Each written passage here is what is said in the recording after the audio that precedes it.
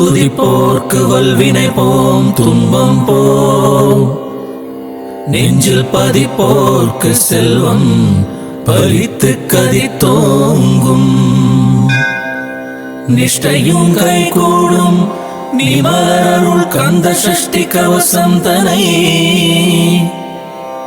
அமரரிடத்தீரமரம் புரிந்த குமரனடி நெஞ்சே குறி.